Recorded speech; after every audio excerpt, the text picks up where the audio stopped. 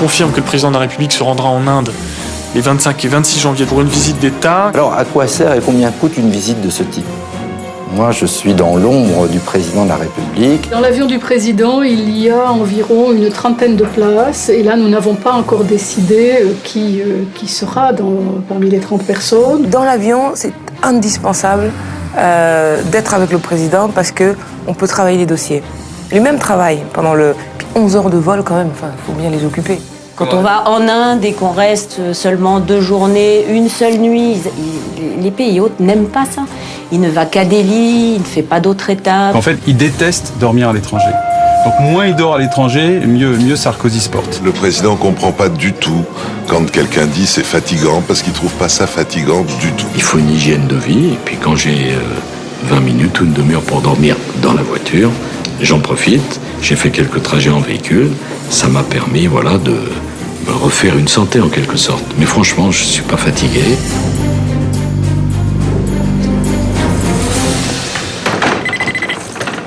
Salon des ambassadeurs, dans l'aile ouest du palais de l'Élysée. Un lieu réservé aux grandes occasions. Ce soir, une douzaine d'hommes d'affaires indiens a rendez-vous avec le chef de l'État. Le président va en Inde pour une visite d'État de 2 jours. Et l'idée était que le président puisse les voir avant son départ là-bas. C'est quand même considérable, parce que ces chefs d'entreprise, tous réunis, c'est 150 milliards de dollars de fortune personnelle. Le président de la République va faire connaissance avec eux et il va évidemment montrer les atouts de la France pour rentrer sur ce grand marché qu'est celui de l'Inde. 150 milliards de dollars, une fortune qui autorise des petits caprices, comme celui de ne pas vouloir attendre Nicolas Sarkozy debout. Alors quand ces milliardaires demandent des chaises, c'est le branle-bas de combat.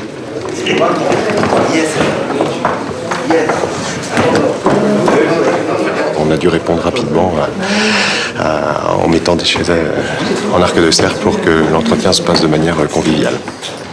Il faut faire vite, car le président a horreur d'attendre. Le président va arriver dans quelques instants.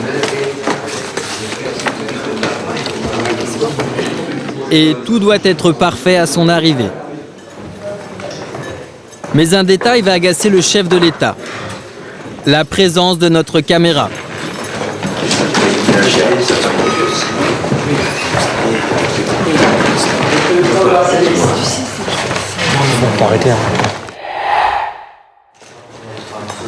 Nicolas Sarkozy qui ne veut pas de caméra, l'instant est rare. Finalement, nous serons autorisés à faire quelques plans. Une tension peut être due à l'importance qu'il accorde à cet entretien.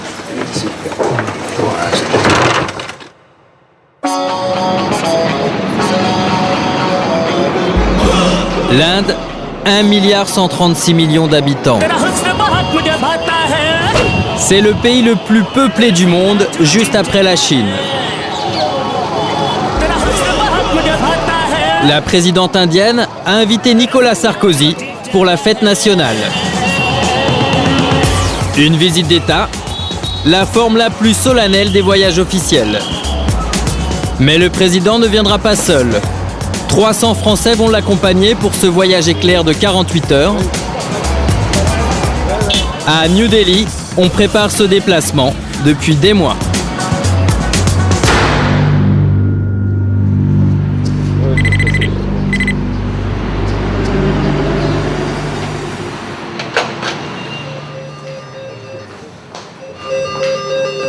Ah, c'est Paris, ça. Ah bon ? Oui. Allô? Oui, bonsoir. Oui? Le chef de cab, vous voulez pas le parler? Si je vais le prendre, je peux vous demander 2 minutes. Allô, oui, bonjour. Ancien porte-parole de l'Élysée, Jérôme Bonnafont a été nommé ambassadeur en juin 2007. New Delhi est son tout premier poste. Cette visite d'État, c'est la mission la plus importante de sa carrière. C'est depuis ce bureau que vous préparez la visite présidentielle? C'est depuis ce bureau, depuis les salles de réunion de l'ambassade, depuis la résidence qui est de l'autre côté. Et ce bureau, c'est le bureau de l'ambassadeur, effectivement. Vous voulez qu'on s'assoie? Ah oui. l'arrivée d'un président de la République, c'est forcément un moment exceptionnel dans la vie d'une ambassade. Et quelle est votre principale crainte sur ce voyage? Il y a une chose que vous redoutez, vous avez des cauchemars, des angoisses? Je vais vous dire, moi je m'assigne une tâche, c'est que tout ce qui est de notre responsabilité soit fait au mieux. En 2006, lors de la visite de Jacques Chirac en Inde, tout ne s'est pas très bien passé. Cafouillage diplomatique, différends économiques, le président Chirac est rentré en France sans les gros contrats escomptés. Il arrive? Il arrive? Ce voyage doit servir à resserrer les liens entre les deux pays. Cette fois, Nicolas Sarkozy veut marquer le coup. Alors 1 mois avant sa visite d'État, il envoie un éclaireur à New Delhi. Un personnage habitué aux missions sensibles, son ministre des Affaires étrangères. Quelles sont les raisons de votre venue en Inde? Et quelles sont les raisons de votre venue à vous? Moi, c'est une visite que j'avais prévue avec mon homologue, le ministre des Affaires étrangères, depuis longtemps et que je fais maintenant avec plaisir, mais je commence à peine. Bernard Kouchner n'a que 48 heures pour préparer les entretiens du chef de l'État. Alors pour gagner du temps, l'ambassadeur a organisé dans sa résidence des rencontres avec les personnalités les plus importantes de New Delhi. Ce qui nous intéresse, c'est bien entendu de développer nos liens économiques, en particulier avec l'Inde, et en particulier de développer les liens de secteur privé à secteur privé, tout autant que les contrats d'État à État. Pour séduire ces sommités indiennes, l'ambassadeur offre une petite réception. Champagne et petit four, la France veut se faire bien voir. Et Bernard Kouchner le sait, en diplomatie, un peu de flatterie n'a jamais fait de mal. Thank you for coming. Very important person, one after the other. It's a real shock. Intellectuals, politicians, businessmen. President Sarkozy will visit your country at the end of January.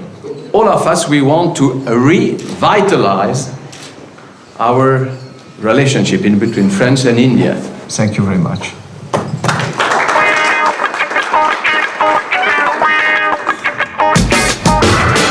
Pendant ce temps-là, à une dizaine de kilomètres, dans la banlieue de New Delhi. Vous pouvez voir ici tous ces immeubles, celui qui est derrière, tout est en pleine construction. Avant, tous ces immeubles n'avaient qu'un étage ou 2 étages. Aujourd'hui, c'est 3, 4, voire 5 étages. Et tout s'est rajouté en l'espace d'1 an. Regardez, partout. Partout, ça pousse. Il y a une vraie explosion économique. Ah oui, oui. Ah. Et Anne Morel vit en Inde depuis 6 ans. Et il n'est pas venu au pays des vaches sacrées par hasard. Bon, ça, c'est une Holstein, c'est une vache française en fait, qui a été importée en Inde. Cette vache-là. En fait, on travaille dans la génétique. On essaie d'améliorer les races locales, les génétiques locales. Spécialisée dans la reproduction animale et l'insémination artificielle, sa société compte 18 employés. Demain matin, il va rencontrer Bernard Kouchner. Une réunion pour préparer la conférence économique lors de la visite du président. En 2006, le président Chirac est venu. Et là, on n'avait pas été conviés.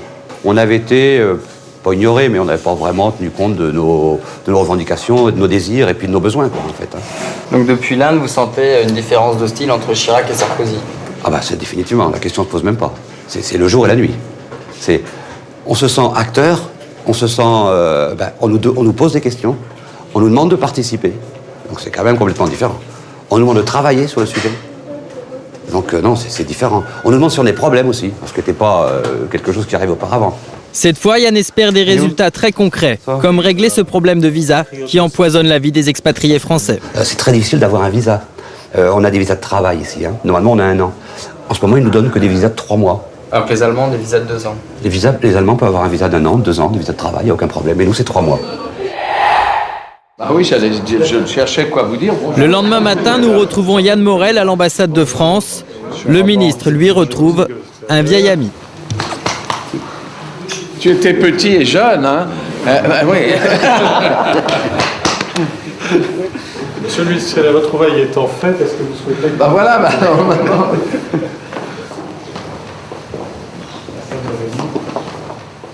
Qu'est-ce que vous allez leur dire à ces chefs d'entreprise? Alors ça ne vous regarde pas du tout. Sauf que, évidemment, ils sont très performants.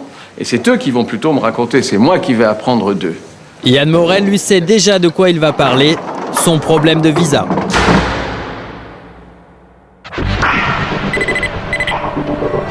Terminal 2E, il est 10h du matin. Dans les salons de la classe affaires, un espace a été réservé pour 11 passagers privilégiés. Des fonctionnaires un peu spéciaux, chacun est expert dans un domaine bien particulier. Un mois avant la visite d'État, ils partent 3 jours en Inde pour préparer la venue du président. Militaires, protocole, intendants, médecins ou officiers de sécurité, à leur tête 7 hommes.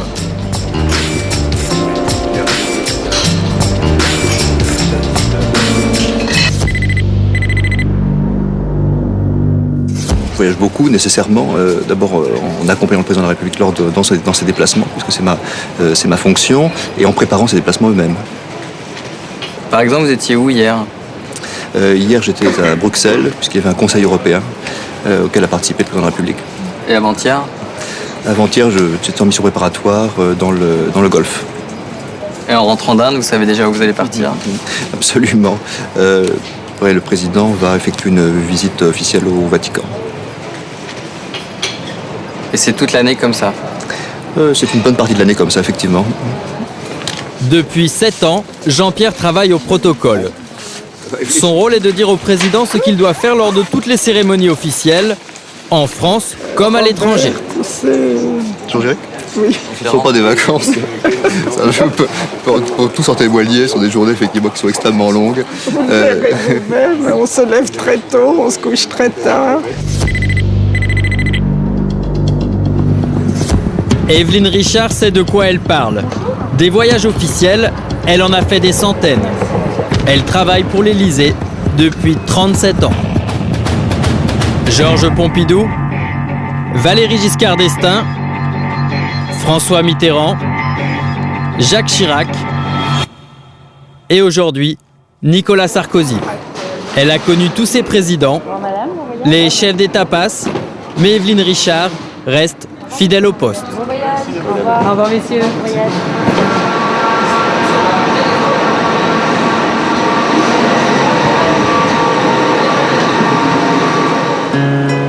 Ces hommes et ces femmes de l'Élysée sont toujours entre 2 décalages horaires. Alors la classe affaires n'est pas un luxe.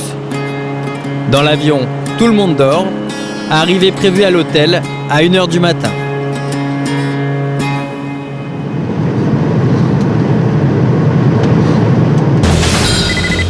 Dès le lendemain matin, leur première mission est de trouver un hôtel pour le président. Même si le confort est pris en compte, le principal critère reste la sécurité. D'ailleurs, ce sont les Indiens qui proposent une sélection d'établissements agréés par leur service de police. Il faut donc trouver un hôtel dans le centre-ville dont on peut contrôler facilement les accès et capable de recevoir la délégation qui accompagnera le président de la République. À New Delhi, seuls 2 établissements répondent à tous ces critères, comme le Taj Mahal Hotel, l'un des plus beaux hôtels de la ville. C'est quel étage? Le 9e.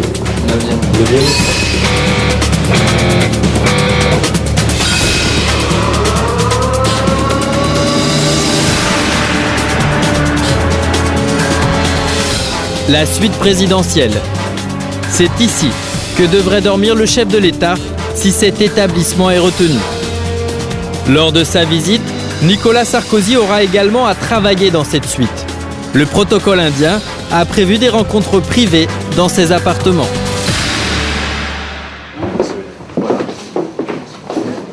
Donc c'est là effectivement qu'on peut organiser les 3 ou 4 audiences. Les 4 audiences protocolaires. Avec le vice-président, Mme Gandhi, le chef de l'opposition et le ministre des Affaires étrangères. C'est ça. Donc on cherche la disposition des lieux la plus adéquate pour ces entretiens. We need to have six on one side and 6 on the other side. Right, so 2 more sofas. Yes, 2 more sofas. Very nice. And you could remove the piece of furniture. And to have the possibility of access of some photographers and all who have to have another access than the one. I can show that to you.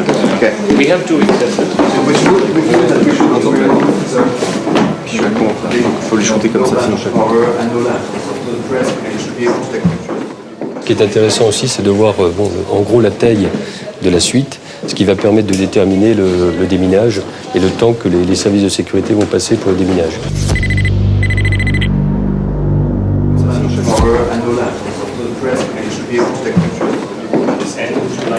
Là, monsieur Furigo, qu'est-ce que vous regardez? Je regarde justement si on a des points hauts à l'extérieur, s'il y a un balcon également, tout ce qui peut poser des problèmes de sécurité, donc qui seront évoqués après avec nos homologues indiens. Un point haut, dans le jargon de la sécurité, c'est un endroit où un tireur pourrait se positionner. Alors là, l'avantage ici, c'est qu'on est au 9e étage, qu'il n'y a pas de point haut et il n'y a pas de balcon. Donc ça va simplifier beaucoup les choses. On y va? On y va.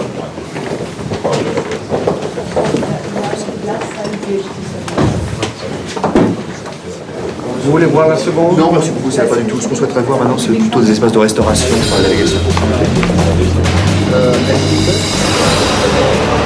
La visite continue. La délégation doit encore voir l'autre hôtel homologué par la sécurité indienne.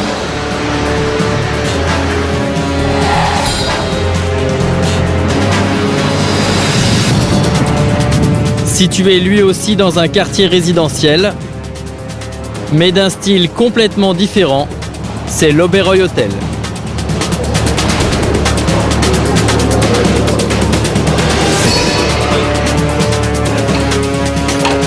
Ici, la suite présidentielle.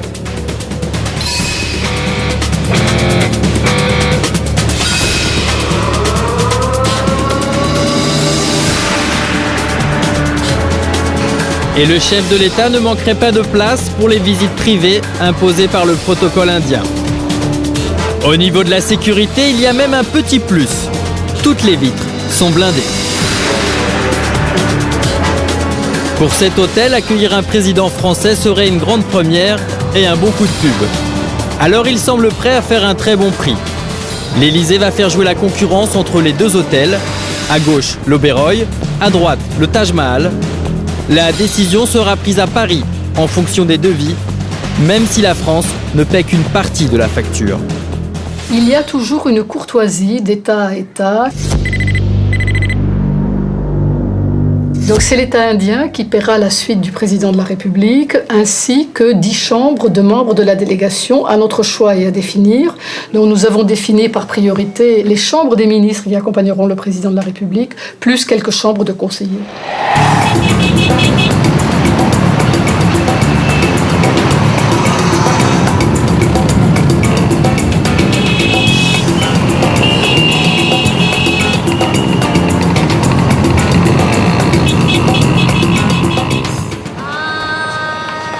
Le Rajghat, un lieu de recueillement pour les Indiens. Cette dalle de marbre noir symbolise l'endroit où a été incinéré le corps du Mahatma Gandhi, le père fondateur de l'Inde, assassiné en 1948. Ça fait partie des gestes symboliques d'une visite d'État. Et de même qu'en France, on vient déposer une gerbe au monument aux morts ou à l'Arc de Triomphe, et bien ici, on vient déposer une gerbe et se recueillir devant le lieu de crémation du Mahatma. C'est Dieu. Donc on se déchausse ici, effectivement, pour aller jusqu'à la stèle, voilà, en marchant à pied, voilà. Même le président devra retirer ses chaussures? Absolument, tout le monde se déchausse, effectivement, pour marcher jusqu'à la stèle. C'est un geste de respect, comme on le fait dans d'autres endroits. Sur le parcours, une simple flaque d'eau et un gazon détrempé. J'ai pas voulu marcher là, c'est tout mouillé, tout pareil. Impossible de passer sans se mouiller les pieds. C'est ridicule, mais... Un détail de plus. Le jour J, il faudra pas qu'on l'ait, ça. Qu'il faudra régler. Oui. Jean-Pierre, lui, doit se faire expliquer minutieusement la cérémonie par le chef du protocole indien. Le jour J, il devra souffler à l'oreille du président les gestes à accomplir. So they led a wreath and the president Both of them. and arranged the ribbon. Yes. And the president will stand here for 1 minute silence. Everybody. And the delegation is behind him. And they will come here Une sorte de répétition générale, mais sans l'acteur principal. Donc un dépôt de gerbe, voilà. Silence, tour. Les pétales, et ensuite, voilà. Et ensuite on retourne là d'où nous venons. Et à quel moment vous informez le président du protocole? À l'avance, effectivement, le déroulement du programme, et étape par étape également, lui rappelle les différents gestes, effectivement, précisément, qui doivent être effectués.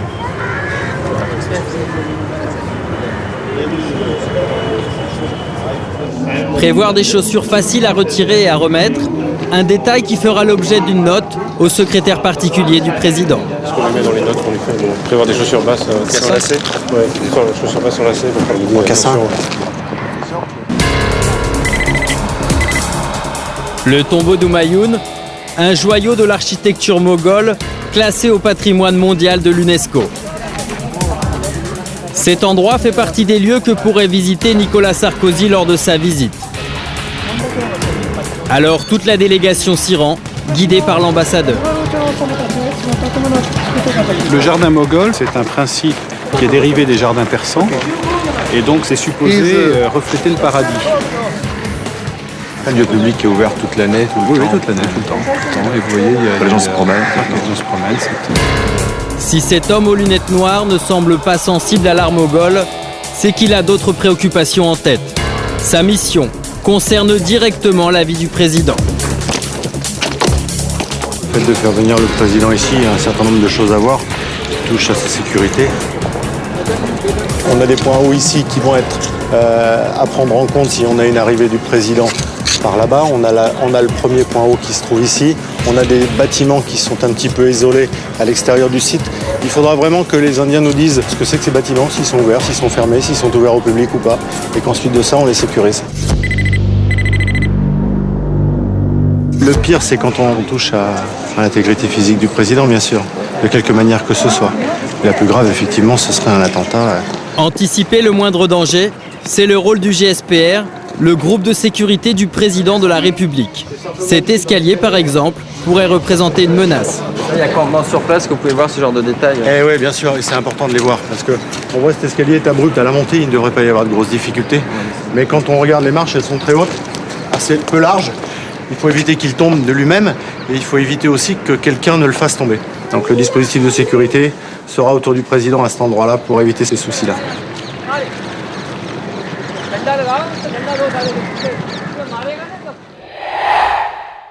Je trouve que l'Oberoi est un très bel hôtel, d'un goût. Evelyne Richard a craqué pour l'hôtel Oberoi. Elle voulait y loger ses journalistes, Il y a une vue magnifique. mais Elisabeth Dobel du protocole pense le réserver pour la délégation du président et elle est prioritaire. Ma crainte, c'est qu'il soit récupéré par la délégation. Je partage ta crainte.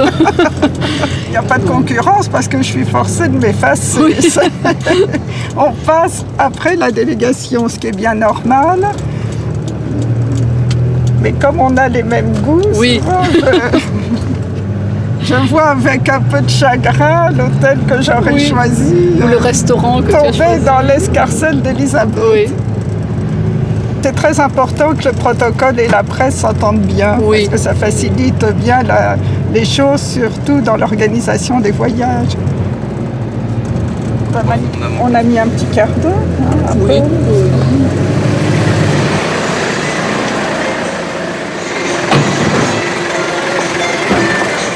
Evelyne est toujours à la recherche d'un hôtel pour les journalistes qui participeront à la visite d'État. Il faut qu'il soit proche de celui du président. Nous sommes au Sheraton. C'est le 4e hôtel qu'elle visite depuis son arrivée. Evelyne, vous pensez quoi de la chambre là ? Je la trouve parfaite, très bien, très fonctionnelle. Ils ont le Wi-Fi, ce qui est très important parce que les journalistes travaillent dans la salle de presse, mais également dans leur chambre. Tout est bien. Là, vous feriez venir combien de journalistes ? Entre 80 et 90. Sachant que, bien sûr, la présidence de la République ne prend pas en charge du tout les chambres des journalistes. C'est chaque rédaction qui paie pour le journaliste qui est envoyé sur place. OK. Evelyne doit penser à tout. Non, c'est très bien. Une partie de ce restaurant, par exemple, pourrait être transformée en salle de presse et ses bureaux en salle de montage pour les télévisions. Ça peut être bien, Jean. Je trouve que c'est bien. Il y a des chances qu'on y retrouve les journalistes au mois de janvier. On va attendre les prix maintenant.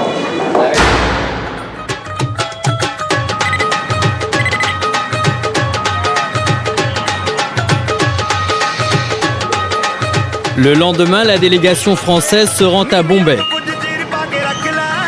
C'est par la capitale économique de l'Inde que le chef de l'État pourrait commencer sa visite. Il devrait y passer la journée avant de reprendre son avion le soir pour New Delhi.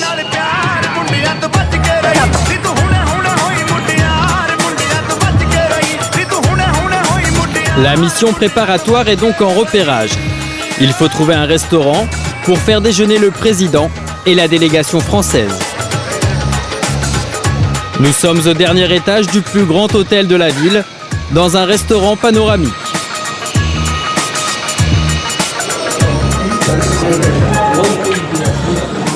Je dois organiser un déjeuner dans cet hôtel, probablement pour le président. I'm the French superintendent of the president, of the French president. We will have perhaps to organize a lunch for the French president in the hotel. We don't know for the moment in which restaurant, but I would like to see this one. By all means. Okay, so it will be a pleasure to host the president of France. Thank you. So I would like to see the menu, and in the meantime, just having a look at the buffet. Why don't you have a look at the buffet? That's the non-vegetarian cold messes. La première chose que doit vérifier Gilles, c'est l'hygiène. Donc là, c'est assez facile puisqu'on a une partie des cuisines visibles de la clientèle, donc c'est plutôt bien pour nous. On voit qu'il y a une certaine hygiène qui est respectée, surtout dans des pays comme l'Inde où il peut y avoir des problèmes sanitaires et alimentaires. Là, c'est très bien, on voit que c'est un restaurant qui est très propre, qui est bien tenu.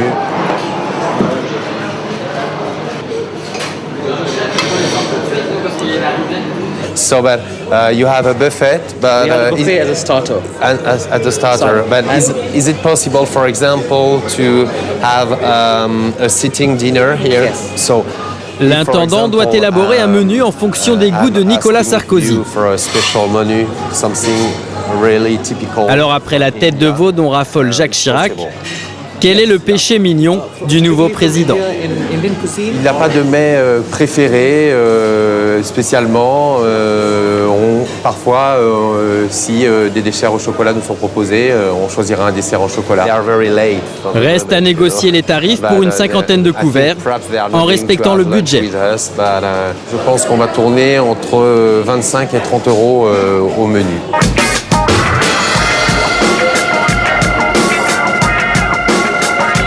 En 3 jours, Gilles doit tester une douzaine de restaurants et toujours les meilleures tables.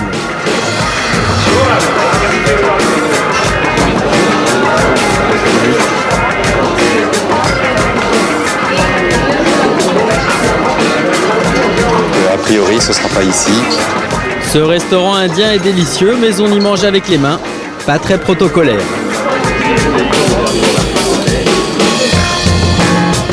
Mais le président ne viendrait pas à Bombay que pour déjeuner. Ce laboratoire de cosmétiques souhaiterait développer ses échanges avec la France. Il est envisagé que Nicolas Sarkozy s'y rende pour vanter les mérites des brevets scientifiques français et augmenter ainsi nos exportations. Is it important for you to receive the French president? Yes, it would be the greatest of honor. We are very excited because we have strong links with France. We have a cultural, business and scientific relationships with France. So his coming here would honor that.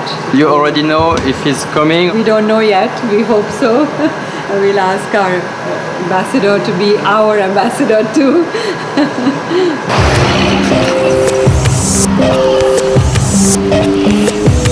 Dernière soirée en Inde pour la mission préparatoire.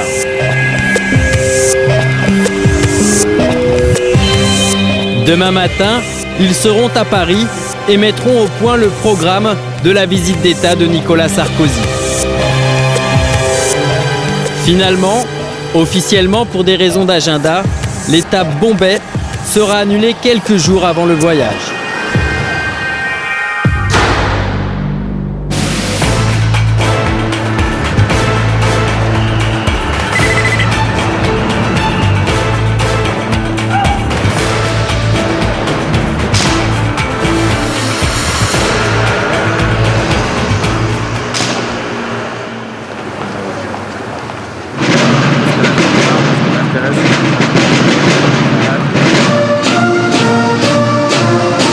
tour d'honneur de l'Élysée, nous retrouvons Jean-Pierre Azbazadourian, le chef du protocole.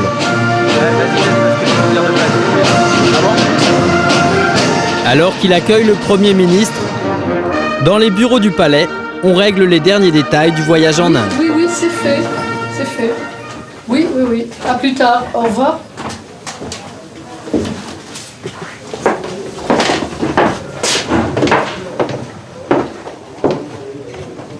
Donc là, on est où, Elisabeth? Ici, nous sommes dans l'aile ouest du palais, où sont installés donc le protocole, certains bureaux du cabinet et certains bureaux de conseillers. Et nous allons voir mon assistante Brigitte qui a eu la lourde tâche d'appeler la cinquantaine d'invités en un temps quand même relativement restreint d'une douzaine d'heures. Vous êtes dans les coulisses du protocole.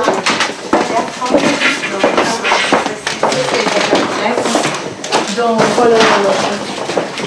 Brigitte vient de recevoir les passeports des derniers invités, des membres de la délégation, car elle se charge en réalité de s'occuper de toute la procédure de demande de visa auprès de l'ambassade d'Inde à Paris. Alors le visa indien en général il est fait, voilà. Pour les 2 derniers jours, j'ai dû récupérer à peu près une centaine de passeports. Donc on a traité en 2 jours et qui sont traités à l'ambassade relativement rapidement également. En tout, ce sont 300 passeports qui passeront entre les mains de Brigitte. Il y a simplement quelques passeports qui vont arriver de province. J'aurai probablement les visas juste à temps. Donc ce que j'ai proposé aux gens, c'est de leur remettre à l'aéroport quand on va partir, de manière à ce qu'il n'y ait pas d'inquiétude, ce qu'il n'y ait pas de risque de perte. Je pense qu'on devrait se transformer en Fram Élysée ou un tour opérateur Élysée. Souvent on se le dit, parce que je pense qu'on a quand même un certain professionnalisme. Aujourd'hui, rien à voir avec le voyage en Inde. Nicolas Sarkozy reçoit le président colombien Álvaro Uribe. Loin des caméras, un homme ne perd rien de la scène. C'est l'éminence grise du président en matière de politique étrangère. Il serait même plus influent que Bernard Kouchner.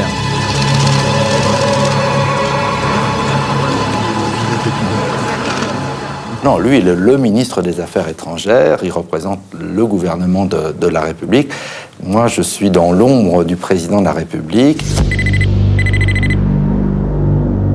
C'est pas un voyage pour signer des contrats. C'est un voyage pour resserrer les liens dans tous les domaines, y compris sur le plan économique. Et c'est cet élan qui débouchera ensuite sur de nouveaux contrats. Cette visite d'État sera donc essentiellement diplomatique. C'est dans ce bureau que se finalisent les rencontres politiques auxquelles participera le président en Inde. Mais Nicolas Sarkozy effectue des voyages à l'étranger plusieurs fois par mois. Alors avec un agenda surchargé, comment fait-il pour être informé de tout ce qui se passe sur la planète?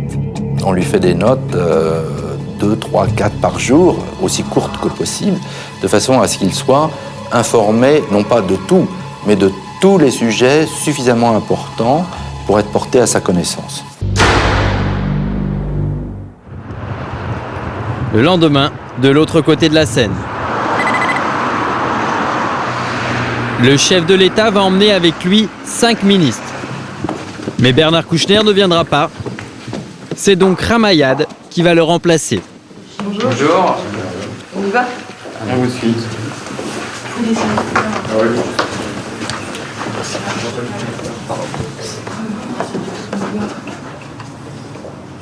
J'ai acheté de l'encens indien hier. Ah oui? Oui. C'est un peu par hasard. Hein. J'ai acheté au Monoprix. Bon, vous couperez ça.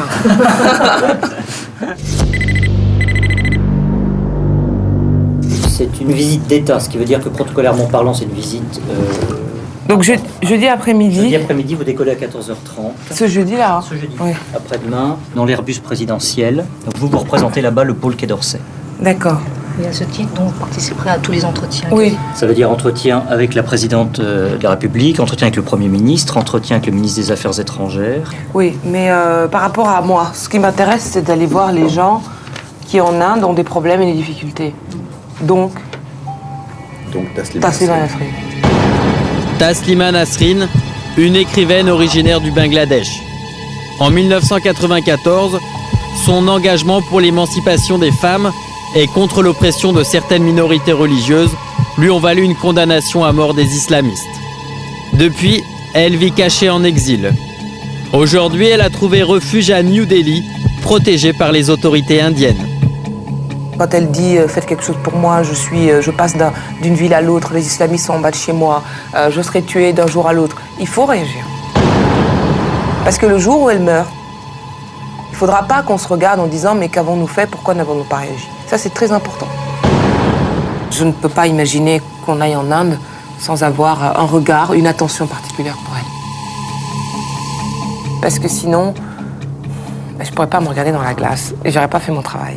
Voilà. Il faudrait aussi faire une petite note au président pour le sensibiliser à Taslima Nasrine. Oui. Parce que quand le président en parle aux autorités indiennes, c'est quand même mieux que quand c'est moi.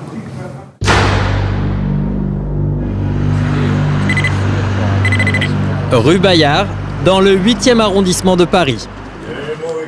Isabelle Dade couvre les voyages présidentiels depuis François Mitterrand. L'arrivée de Nicolas Sarkozy a quelque peu chamboulé son rythme de travail. Donc, sur le programme en lui-même, on n'a rien. Comme d'habitude. Voilà. Pire que d'habitude. On n'a aucune idée de ce que fait le président. Ce qui est, la veille du départ est un peu dommage. Nous, on part demain, donc on arrive jeudi, lui arrive vendredi matin. Donc, je pense que les avant-papiers, c'est pour vendredi matin. Ouais. Il y a une différence de style entre Mitterrand, Chirac et Sarkozy. Ah oui. C'est trois styles complètement différents. Il y avait un style très lent avec Mitterrand. Chirac, il y a eu deux styles. Il y a eu le premier septennat qui était un peu plus punchy, et puis le deuxième, on allait un peu plus au ralenti. Et là, ça va très vite, très vite, trop vite. Il enchaîne tellement les rendez-vous, et ça, je pense que c'est nocif pour lui, c'est qu'il y a des tas de choses intéressantes dont on n'a pas le temps de parler. Et on en est où du côté Carla? Apparemment, il ne vient pas. Elle vient pas, d'accord. Voilà. Mais on peut faire un papier sur tout ce qui a gêné les Indiens dans la préparation de ce voyage. Ouais. On parle trop contrat, ça les agace. Pourquoi ça les agace? Parce qu'ils disent on n'est pas des Chinois. On est d'accord. Voilà. Mais sa phrase favorite avant d'être élu et à mon avis c'est resté, c'est on va se gêner, tiens. Tu vois, c'est ça. Ah, on va se gêner. Ah oui, ça se fait pas, on va se gêner. Tiens. Et ça c'est très... Siège de France 3. Depuis plus d'un an, Patrice Machuré suit l'actualité de l'UMP en général et celle de Nicolas Sarkozy en particulier. C'est son 30e voyage officiel, mais le premier en Inde. C'est lourd comme logistique là, un départ pour cette politique de transport. Oui, c'est toujours lourd. En fait, c'est déjà des bagages perso. Bon, les vestes, on ne sait jamais si on fait des directs, histoire d'avoir l'air un peu propre. Il y a souvent des sauts de puce. Ouais. D'une journée, des allers-retours à Berlin ou en Europe où il reste qu'une nuit. Parce qu'en fait, il déteste dormir à l'étranger. Donc moins il dort à l'étranger, mieux Sarkozy se porte. Le président ne va passer qu'une seule nuit en Inde. Pour une visite d'État, c'est très court. Il n'a pas du tout envie qu'on le voit glander 5 jours en Inde, un voyage officiel. Tu sais combien de temps était resté Giscard à la fête nationale indienne? Encore 8 jours. Robin Teboul est le caméraman de France 3. Il accompagne Patrice. Et comme les 90 journalistes du voyage, ils partent un jour avant le président. Enregistrement juste en face. L'Élysée leur a affrété un avion spécial. Il appartient à l'armée française, un gros porteur habituellement réservé au transport de troupes. À bord, pilote et hôtesse sont tous des militaires. Nous retrouvons Isabelle, la journaliste de RTL. Dans l'avion, tout le monde se connaît. Ce sont toujours les mêmes journalistes qui suivent Nicolas Sarkozy. Et donc c'est ce que avait dit Frédéric hier, mais là sont tous les gens qui ont fait la campagne de Sarkozy qui sont là. En fait, c'est une espèce de tradition, c'est-à-dire tu suis le candidat à l'Élysée. Donc là, en l'occurrence, on se connaît tous au moins depuis 1 an et demi. C'est-à-dire qu'on a fait 37 meetings ou 40 meetings pratiquement ensemble toute la campagne. Donc effectivement, on est plus qu'en terrain connu. Là, on a passé notre vie ensemble. Comme prévu lors de la mission préparatoire 1 mois plus tôt, c'est bien au Sheraton que la presse est descendue. C'est un peu épicé quand même. Hein. C'est un peu épicé. Le temps de prendre un petit déjeuner. C'est vrai que ça fait bizarre. Et les choses sérieuses commencent. Alors qu'est-ce qui manque? Il manque plus de... Nous retrouvons Evelyne Richard du service de presse de l'Élysée. Elle doit expliquer aux journalistes le déroulement des prochaines 48 heures. Et ce n'est pas toujours une mince affaire. Le président, à la fin de la cérémonie, s'arrête et dit quelques mots aux journalistes. Donc, une télévision, 2 photographes pourront aller au point d'arrivée et au point de départ. Certains s'y perdent. Evelyne s'énerverait presque. Non, on l'a dit et redit, Jean-Bernard, franchement. On a dit qu'à la fin... Oh, ceux qui vont à Rashtrapati partent immédiatement pour venir à l'hôtel pour prendre le départ de 18h15. Les autres filles au Taj Palace. Oh, la parade. Là, on ne rigole plus parce que c'est un colonel qui s'occupe de ça et je peux vous dire que... Ça va marcher. Les contrôles vont y aller bon train. Les 90 journalistes français n'auront pas le droit de se rendre sur tous les sites. Ils devront faire un choix.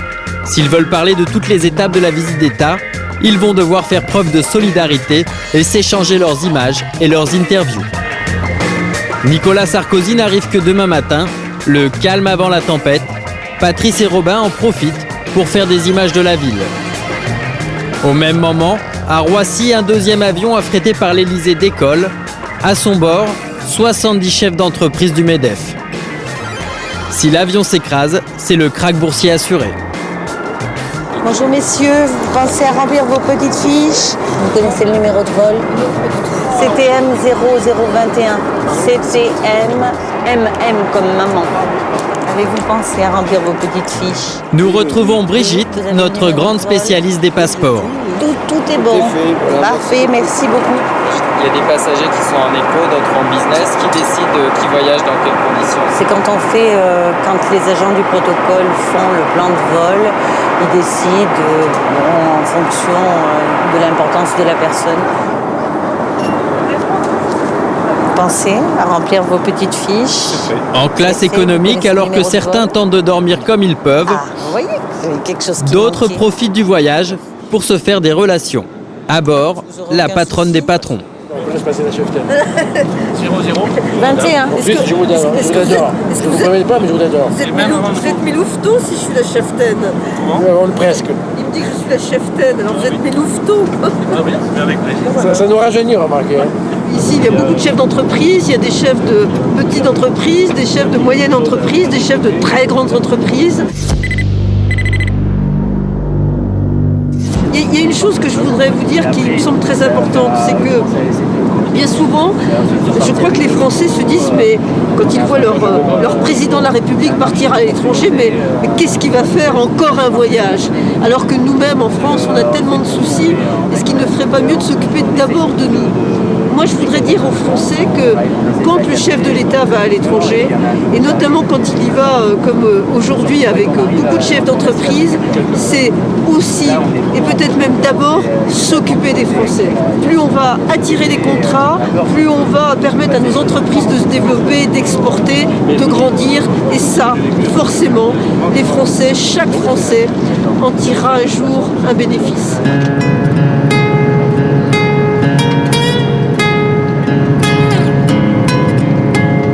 Après 9 heures de vol, l'avion se pose en Inde.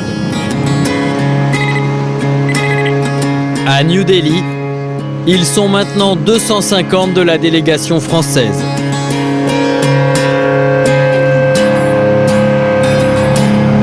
Il n'en manque plus qu'un.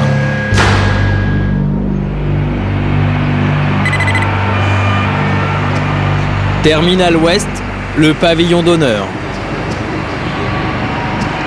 Une zone peu connue du grand public, est placée sous haute protection. Elle est exclusivement réservée aux membres du gouvernement et à l'accueil des chefs d'État étrangers. Sur le tarmac, Kotam 0001.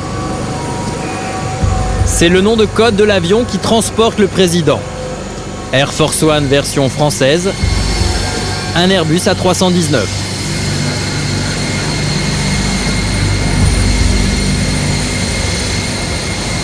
Pour des raisons de sûreté nationale, l'armée, qui gère les avions de la République, ne nous a pas autorisés à filmer à bord.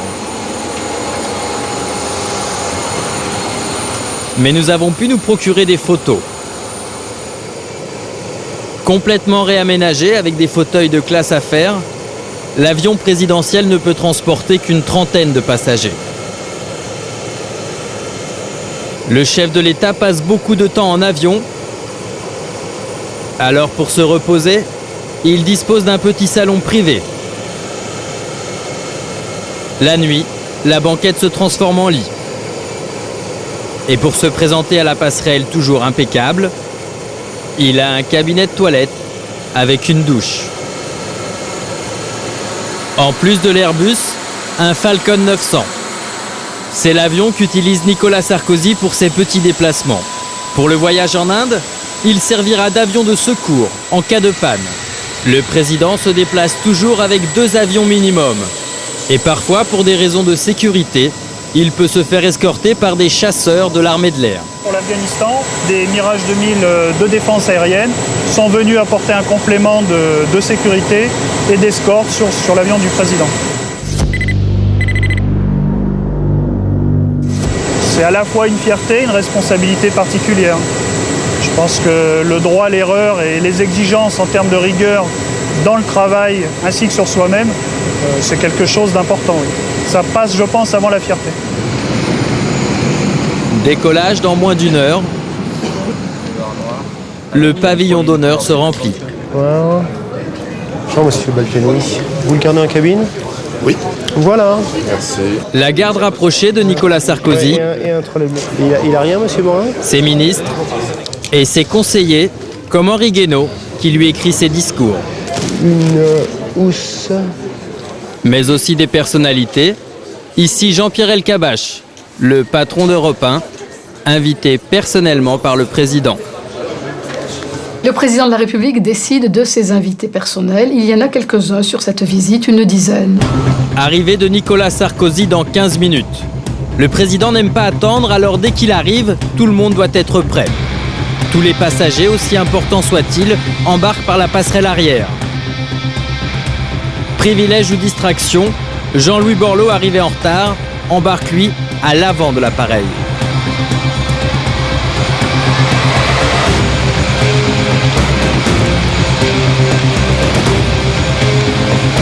Enfin, le président de la République arrive.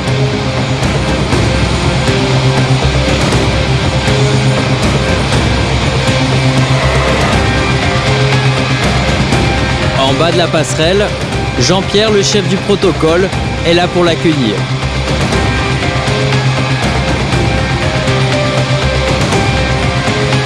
Et cette fois, notre caméra le fait sourire. 14h40, l'avion du président va décoller. Une escale technique est prévue à Dubaï, car cet avion ne peut pas parcourir de trop longues distances. Pour cette raison, l'armée réfléchirait à l'acquisition d'un avion plus gros et plus moderne, un Airbus A330.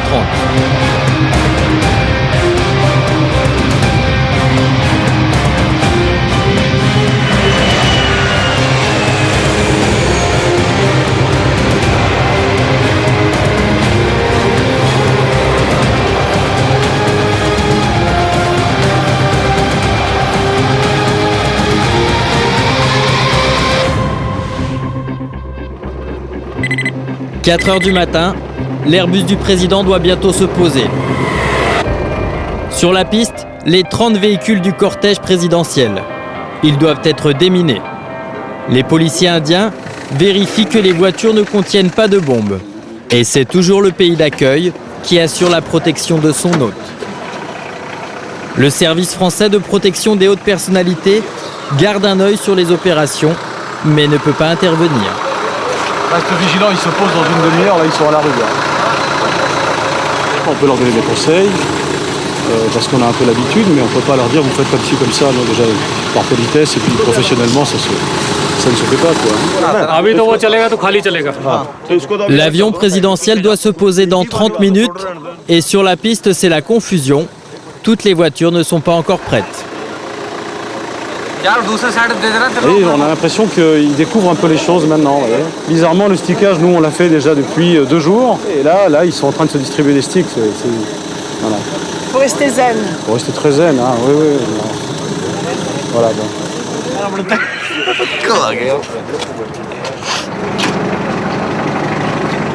Plus que quelques minutes avant l'atterrissage, il faut maintenant procéder à la mise en place du cortège. 30 voitures à gérer, c'est beaucoup. Alors il y a quelques cafouillages, mais les Français restent confiants. Ah mais ça va fonctionner, mais le problème c'est la mise en œuvre pratique sur le terrain. Vous voyez, les conditions sont... Il fait nuit, il fait froid, bon voilà. Il est tôt. Il est tôt aussi, les gens ont peu dormi, on s'est couché tard hier soir. Finalement, tout semble s'arranger. Les journalistes indiens sont prêts, le jour se lève et Kotam 0001 se pose à l'heure, comme convenu. En raison de l'heure d'arrivée matinale, pas de cérémonie d'accueil sur la piste, comme c'est normalement le cas pour une visite d'État. Elle aura lieu à 9h30 au palais présidentiel. La délégation française dispose donc d'un peu de temps pour passer à l'hôtel et se rafraîchir. À bord de l'avion, tout le monde n'a pas pu prendre une douche. Pendant ce temps-là, les journalistes sont en route pour le palais présidentiel indien. Pour tous les journalistes, vous laissez tous vos portables, tout ce dont vous n'avez pas besoin, vous les laissez dans le bus 4. Pas de portable, pas de bouteille d'eau, pas de briquet, pas de cigarettes, voilà. Donc j'ai pas pris de sac, j'ai rien pris, c'est encore plus simple. Des mesures de sécurité draconiennes pour pouvoir assister à la cérémonie d'accueil. C'est la première étape de cette visite d'État. Vous savez combien il a fallu de briques pour construire le palais? 700 millions de briques. On a l'historique là. Oui.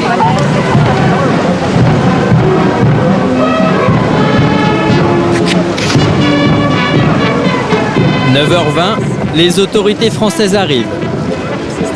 Ils se dirigent vers les journalistes, mais pas d'interview. Juste une bise. Bonjour, ça va bien? Les voyages présidentiels, c'est un microcosme. Tout le monde connaît tout le monde.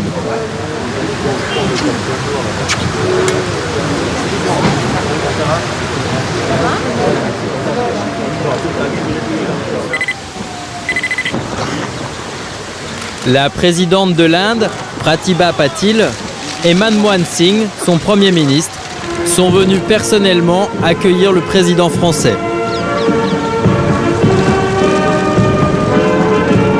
Pour une visite d'État, c'est la coutume.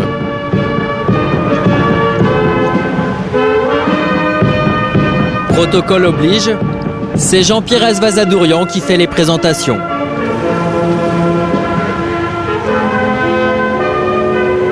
Marseillaise, passage des troupes en revue. Le président de la République française a le droit aux plus grands honneurs. Des images qui feront le tour de la planète. We heartily welcome the President of France. It's our honor that he is our chief guest at the time of the Republic Day of India. We like to have bilateral contracts signed in science and technology, in the field of defense, in agriculture and education also. Quartier du Rajghat, le lieu de crémation du Mahatma Gandhi. C'est une étape imposée par les Indiens pour toute visite d'État. C'est ici que va venir le président français après la cérémonie d'accueil. Ce lieu, si paisible habituellement, grouille de militaires. La sécurité est maximale. You from security wing of? No. Non, executive. Ah, Press office of the president. Dimitri Lukas. My His fiancée is not coming to India? No. No. Why? Because it's a You and cried? Lot of you and cried? It's a job. It's not a trouble. On va aller voir les autres, on va déjà leur expliquer la cérémonie. Ok, ici pas de chaussures. Hein. On va aller chercher, ça ressemble aux chaussons. On va chercher les chaussons. Bon, le président arrive là-bas. On va essayer de mettre quand même une caméra et un ou deux photographes. On n'a pas complètement l'autorisation, mais ils disent pas non, donc on va essayer d'en mettre. À mi-chemin, tout ce qui est caméra, photographe, vous venez ici. Le président enlèvera ses chaussures derrière le petit muret. Il passe le tapis vert, il dépose une gerbe, il fait le tour, puis il lance des pétales. 10h05, Jean-Pierre Azvazadourian bondit de la première voiture du cortège. Il n'a que quelques secondes pour se mettre en position.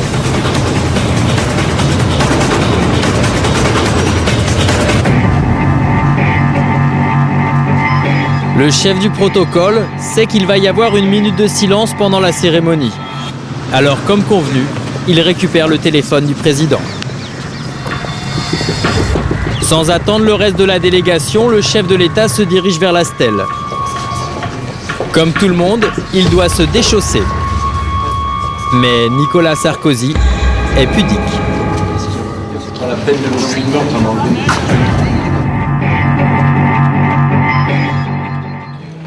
Souvenez-vous, il y a un mois, il y avait cette grosse flaque d'eau sur le parcours. Aujourd'hui, les autorités indiennes ont fait mettre un tapis. Le chef de l'État sait exactement les gestes qu'il doit accomplir. Derrière lui, Jean-Pierre lui souffle les instructions au fur et à mesure de la cérémonie.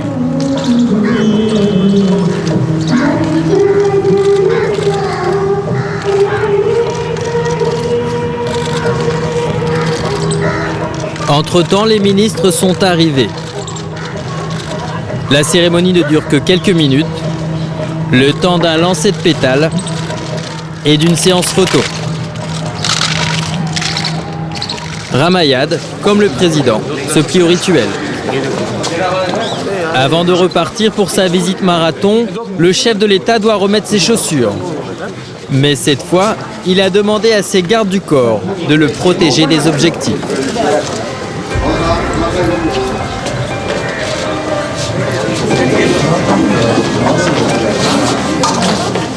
Pour l'instant, tout s'est passé comme prévu. Tout se passe comme prévu et nous sommes exactement dans les temps.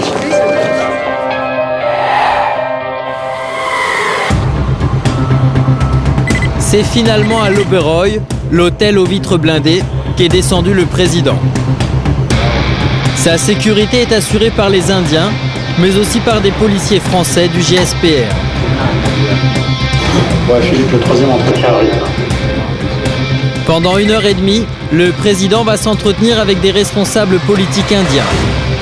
Des rencontres qui ont lieu dans sa suite.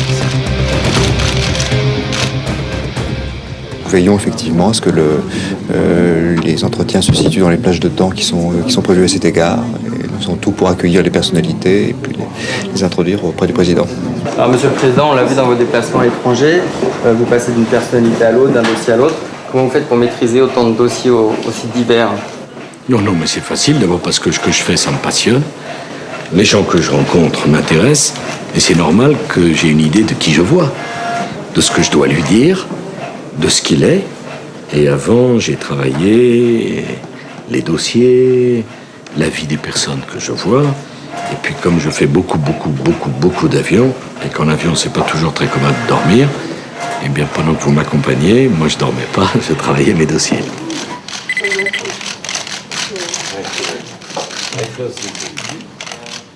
Rien n'est joué à l'avance. On essaye de bien préparer l'entretien, mais la discussion fait toute la différence. C'est l'utilité même de ce déplacement. Pendant que les grands de ce monde décident de l'avenir de la planète, dans les couloirs, entre Indiens et Français, on se chamaille pour une histoire de place. Please come. No, we stay here. We stay here. This one. No, this is an official team. This is not a media. There is enough place here too. Who is this? C'est important de savoir qui est qui quand on est autour de la chambre du président, au niveau de l'étage du président. Les personnes sont badgées. Il est important qu'il y ait des Indiens également. On a un problème de langue. Eux connaissent plus facilement les gens que nous. Donc c'est pour ça que le dispositif est double. On gagne en efficacité.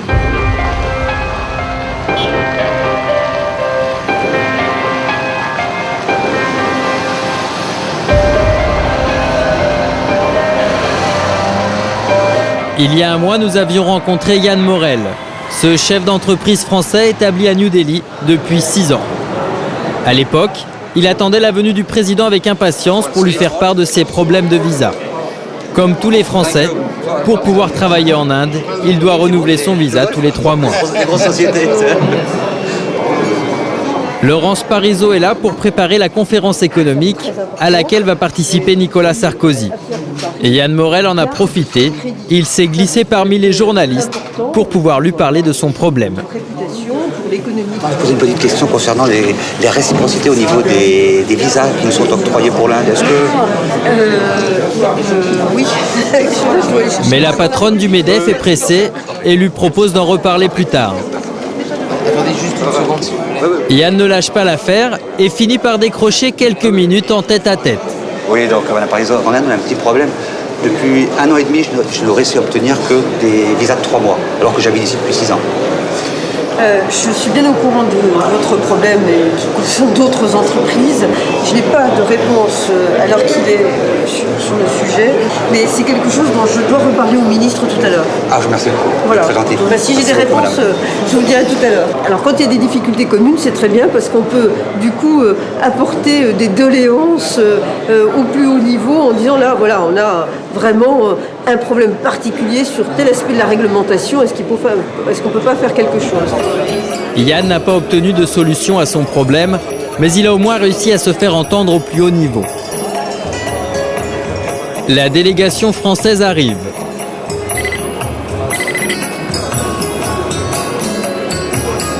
Le président et Laurence Parisot sont invités à une conférence économique réunissant plus de 800 chefs d'entreprise français et indiens.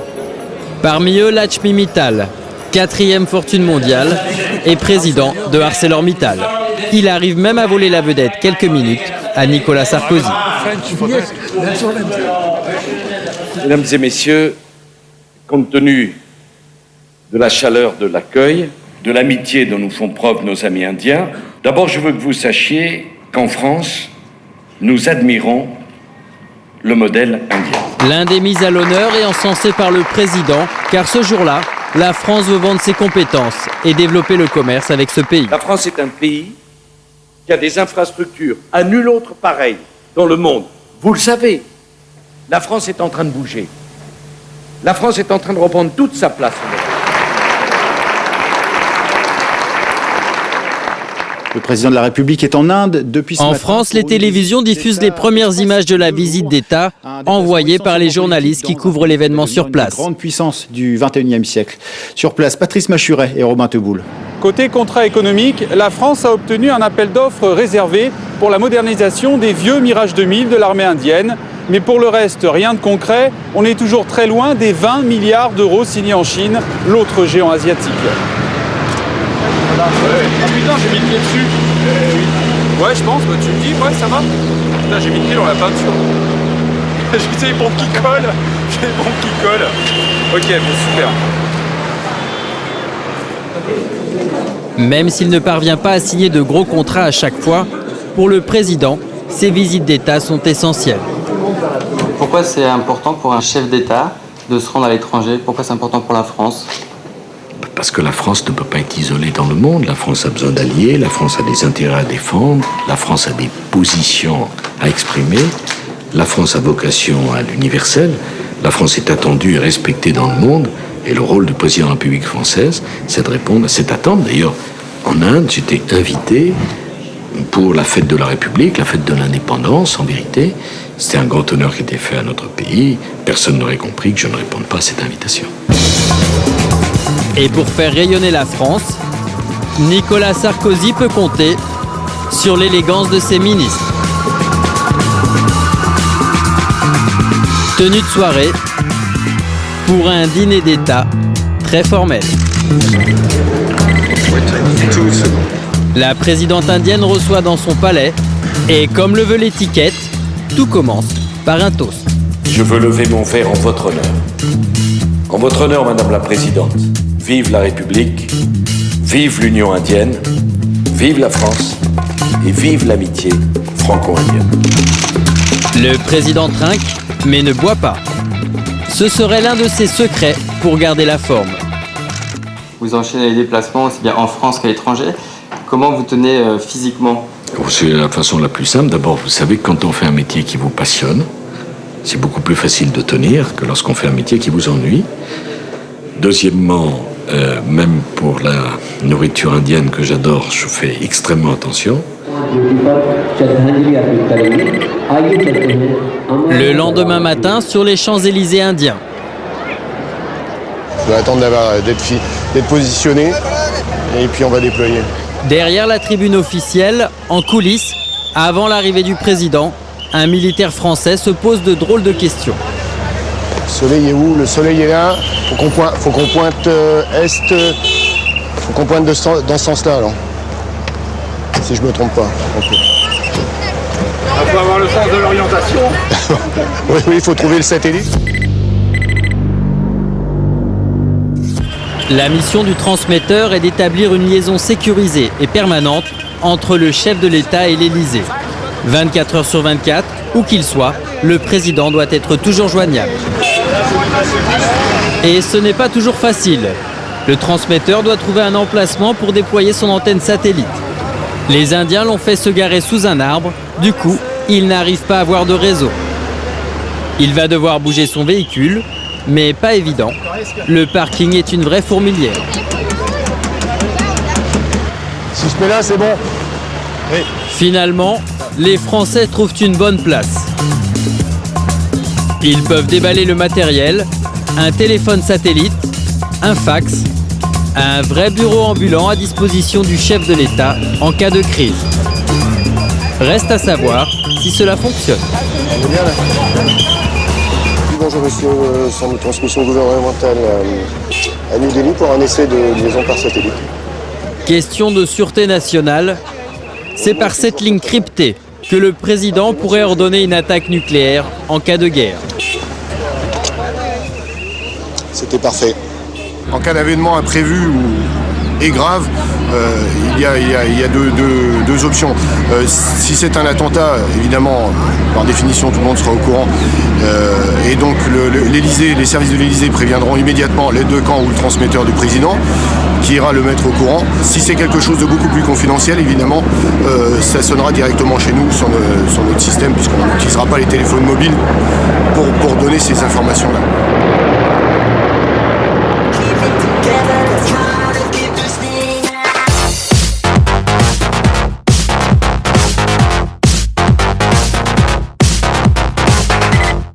« 10h10, la parade a commencé. Un étonnant mélange de missiles nucléaires, de chars en carton-pâte et de folklore.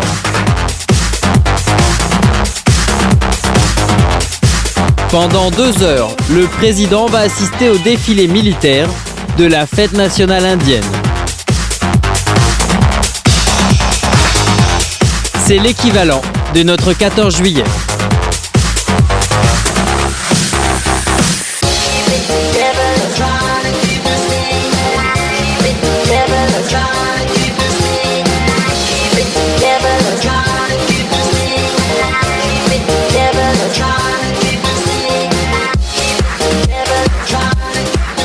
Pendant ce temps-là, sur le tarmac de l'aéroport militaire. Oui, Raymond, c'est Dimitri. Dimitri Lucas, lui, n'est pas à la parade. Avec une petite équipe de la presse dans le Falcon, l'avion de secours du président, il attend l'arrivée du chef de l'État qui doit se rendre au Taj Mahal. On aura un bus, mais à côté. Voilà. L'Airbus présidentiel est juste devant.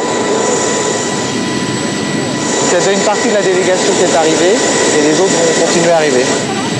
On embarque pour pouvoir décoller juste avant l'avion du président. Le président ne doit jamais attendre, on est toujours timing très serré, donc lui il n'attend pas. c'est nous qui devons toujours être en position pour le suivre. Fin de la parade.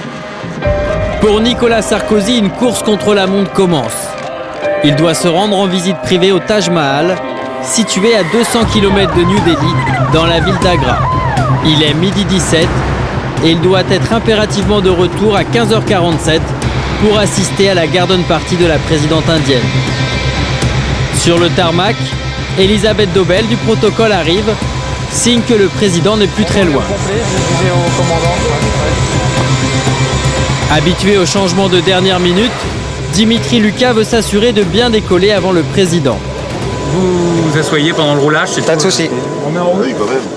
Colonel, vous avez vu avec les Indiens pour qu'on puisse décoller juste avant le président? C'est les deux qui le décident, ça. À partir du moment où on sait que l'avion du président n'a pas de problème et tout, qu'on est porte fermée, Oui. il faut juste qu'on décolle avant, parce que nous, Voilà, avec les journalistes, il faut qu'on arrive avant. Voilà. Hein. Nous, normalement, C'est une fois possible. qu'on a mis en route, Les Indiens ne voient pas d'opposition par rapport au plan de vol et tout. le tout, c'est qu'on se double pas en l'air, parce que c'est compliqué pour eux.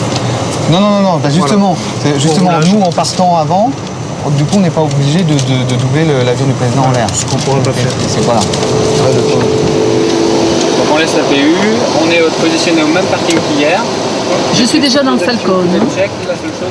J'ai fait remonter le louche à côté de Poniatowski. J'ai mis Dassault à la place de Lelouch derrière. Voilà. Et c'est Devedjian qui sera à côté de Pécresse. Finalement, avec 20 minutes de retard, la limousine blindée du président arrive.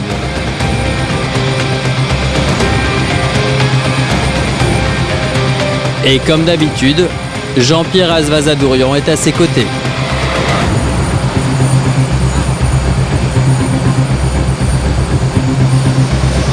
Comme souhaité par Dimitri, le Falcon passe devant l'Airbus présidentiel.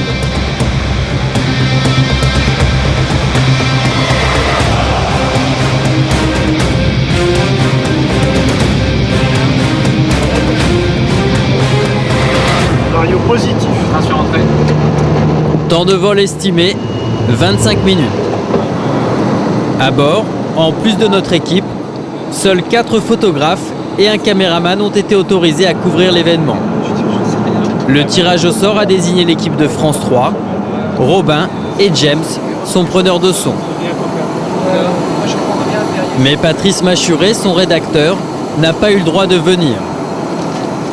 Pour cette visite privée, le service de presse de l'Élysée a autorisé des prises d'images, mais pas d'interview.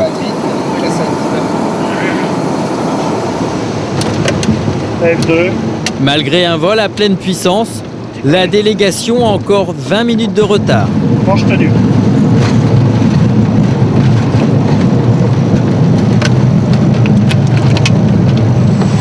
Alors dès l'atterrissage, c'est la course.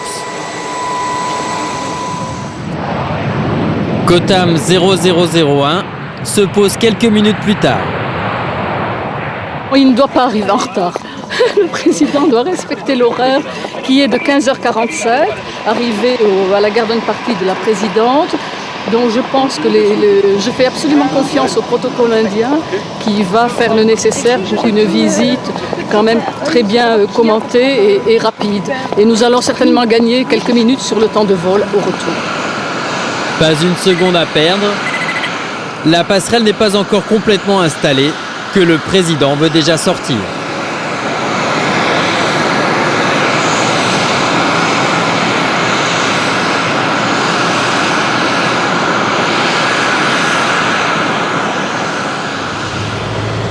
Pour gagner du temps, la route qui mène au Taj Mahal a été fermée à la circulation. Afin de préserver le monument, l'entrée du site est interdite à tout véhicule à essence. En arrivant, il faudra donc monter dans des bus électriques. Bon. Et donc on a bien un bus à l'intérieur, électrique. Mais mauvaise nouvelle pour Dimitri. On va commencer alors. Comment on fait? Le bus presse vient d'être tout simplement supprimé par les militaires indiens. Et ils veulent pas que la presse monte ou quoi? Il va devoir passer en force.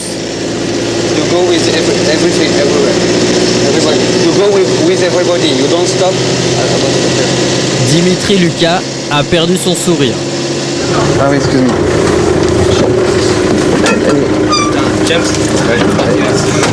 Arrivé au parking, c'est la course.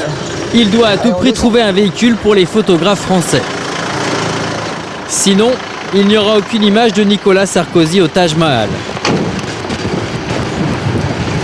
Alors il réquisitionne le premier bus qu'il trouve. Voilà celui-là. Je sais pas comment on monte. Allez, hop. Ouais, je sais pas. Écoute, on monte dans celui-là. Allez, go, go, go, go, go, go, go, go. Allez, c'est parti, ils sont partis là. Allez. Ouais. Et pourquoi ils montent tous là, les Indiens là? Ouais, c'est quand ça va faire du monde. Allez, fermez les portes, on n'embarque personne. Donc le président est dans le premier. Il est dans le premier? Ouais.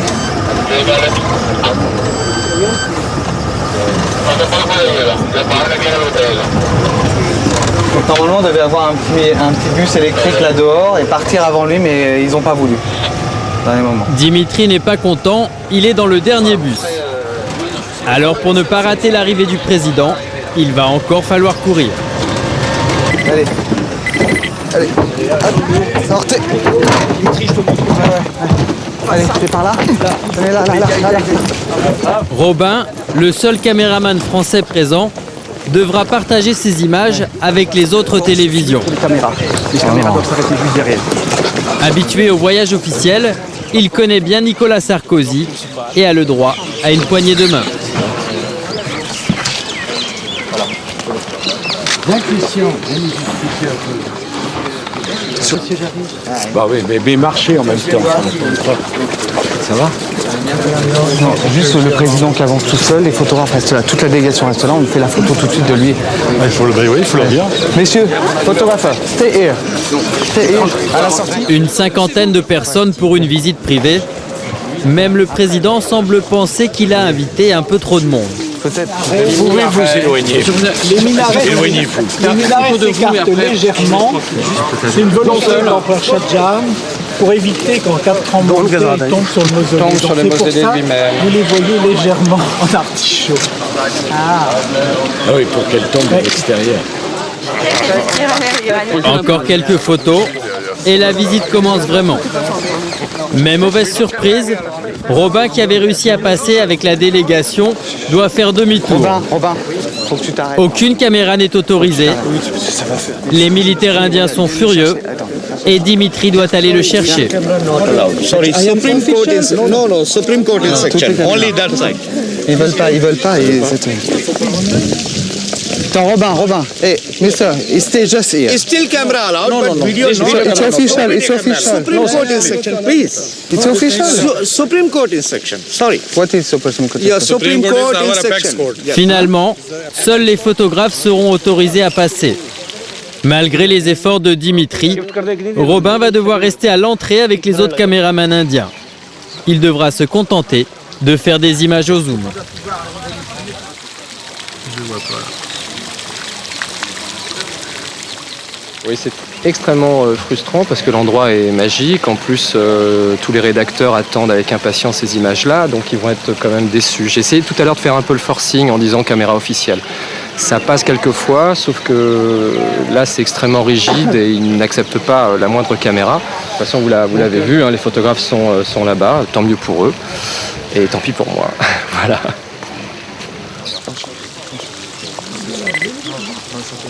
La visite n'aura duré qu'une demi-heure et le chef de l'État a plus de 26 minutes de retard sur son programme. Quant à Robin, décidément, il n'a pas de chance. Ah merde! Excuse-moi, laissez-moi passer les mecs quand même. Une cohue qui ne plaît pas du tout à Frédéric Doué, le responsable de la sécurité. Recule tout le monde. Il ne veut personne devant le président, surtout quand il y a un escalier à gravir. Alors même ce au gradé indien n'est pas ménagé.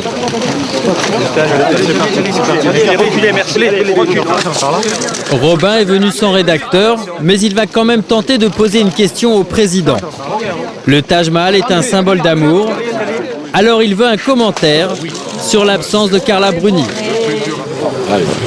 Bon, il y a des un truc sur le téléphone là. Pardon, vous en ferez quoi? À mon avis, comptez 1 heure. Allô, comptez 1 heure facile. 1 heure, 1 heure et quart pour moi. Allez, à tout à l'heure. Ciao. Ciao. Là, j'ai appelé Patrice Machuret, mon rédacteur, pour lui informer de tout ce qui s'était passé, de ce que j'avais comme image, la courte réponse du président, voilà, de façon à ce qu'il informe l'ensemble des autres journalistes. Et là, ils attendent maintenant impatiemment la cassette, parce qu'il semblerait que l'A2 ait besoin de ces images pour leur 13h. Retour sur les chapeaux de roue. Cette fois, c'est l'avion du président qui décolle en premier.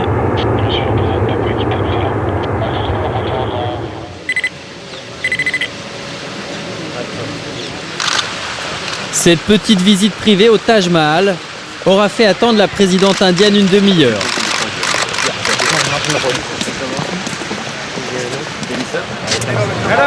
Mais dans le jardin, les petits fours sont encore chauds. Un peu trop peut-être.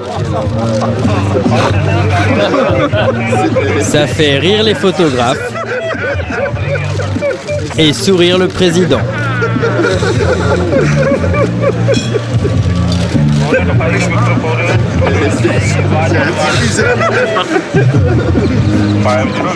Pendant ce temps-là, pour les journalistes, la course contre la montre continue.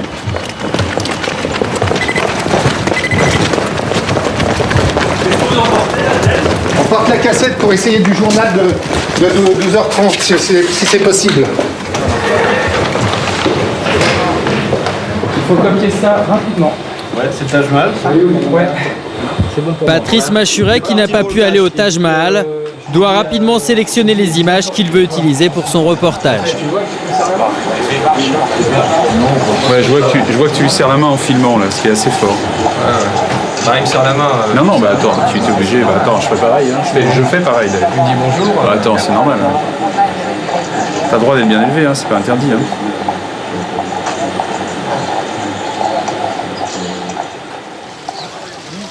Les images sont belles, mais Patrice aurait aimé pouvoir poser quelques questions.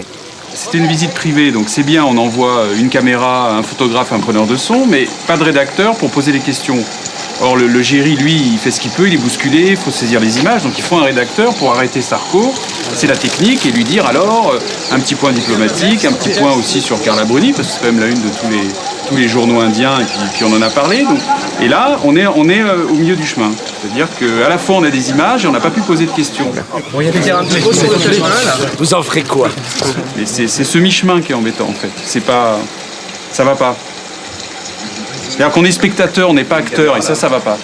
C'est pas du bon boulot, ça. Pour nous, c'est pas du bon boulot. Mais on va leur dire, hein. Dernières heures de la visite d'État. Dans ce salon, aucun micro, aucune caméra. Le président échange librement avec les journalistes.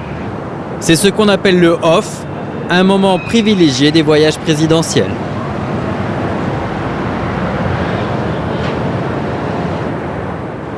Ça se fait dans un contexte plus convivial, vous voyez bien. Généralement en fin de journée, tout le monde est un petit peu fatigué, mais tout le monde est un peu plus décontracté. Tous les journalistes sont conviés, mais ce qu'on demande, c'est qu'ils respectent le off. Parce que bien évidemment, il n'y aura pas de verbatim, il n'y aura pas de reprise écrite stricto sensu de ce qui est dit, mais par contre, ça permet aux journalistes de leur expliquer exactement les tenants et les aboutissants d'une démarche politique ou quelle qu'elle soit. Dans les couloirs de la résidence de l'ambassadeur, nous retrouvons Ramayad. Finalement, elle n'a pas pu, comme elle le souhaitait, rencontrer l'écrivaine en exil, Taslima Nasrin. On n'a pas pu la rencontrer parce que les autorités indiennes ont considéré que c'était pas facile en termes de sécurité. Donc on a opté pour la solution ensemble, qui consiste à ce que le président de la République l'invite en France pour qu'elle vienne recevoir le prix Simone de Beauvoir. Direction le hall de l'ambassade, de l'autre côté du jardin. Devant la ministre, les valises personnelles du président. Là, on va dans la salle où le président de la République va prononcer un discours pour les Français qui vivent aussi en Inde. C'est toujours un plaisir de les voir parce qu'ils sont loin de nous, ils pensent à nous et c'est bien qu'on pense aussi à eux de temps en temps. D'accord. Voilà. Mesdames et messieurs, mes chers compatriotes, je suis très heureux de vous rencontrer ce soir au terme d'une visite dense et je l'espère fructueuse pour la France.